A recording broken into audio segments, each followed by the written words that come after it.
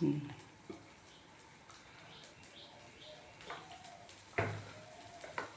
வந்து ஒரு கறி தோசைன்னு சொல்லலாம். இது இன்னொரு தோசை இது மேலே போட்டு நம்ம ஃபோல்டு பண்ணி முட்டை எடுத்து ஊற்றிட்டோம்னா சூப்பராக இருக்கும். இப்போ நம்ம வந்து வாடை செய்யணும்.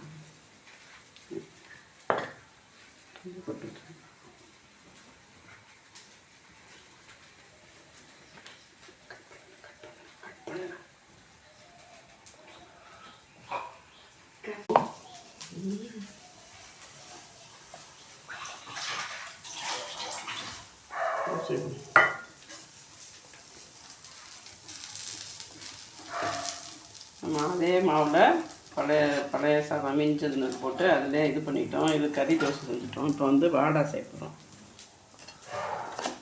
ஒரே மாவில் 3 இதுவும். இது நல்லா கையில் செஞ்சாலும் நல்லாயிருக்கும். இது வந்து நாகூர் சைடு அதெல்லாம் செய்வாங்க. நம்ம வந்து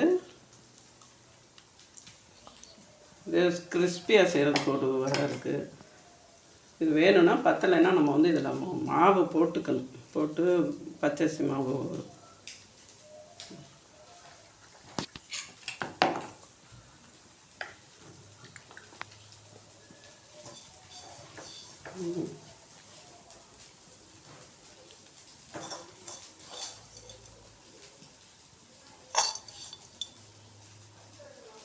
கொஞ்சமாக தான் வைக்கணும்.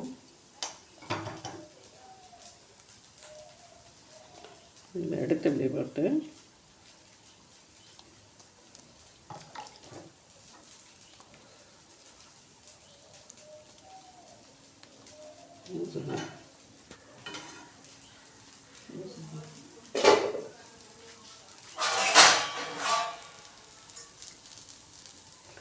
பாருங்கள், சூப்பராக தோசை வந்துட்டு மேலே ஒரு தோசை கூட போடலாம். போட்டு முட்டை ஊற்றணும்.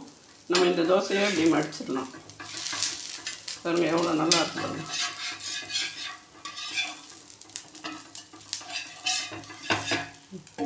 வீணாக போகிற பழைய இதில் வச்சு நம்ம 3 இது செய்யலாம்.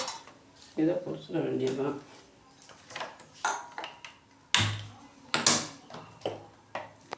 எந்த எண்ணெய் தேங்காய் எண்ணெய் ஊற்றிக்கலாம். நல்லா எந்த எண்ணெய் நமக்கு யூஸ் பண்ணுறோமோ அதை ஊற்றிக்கலாம். இதுதான் ஊற்றணும். நல்லா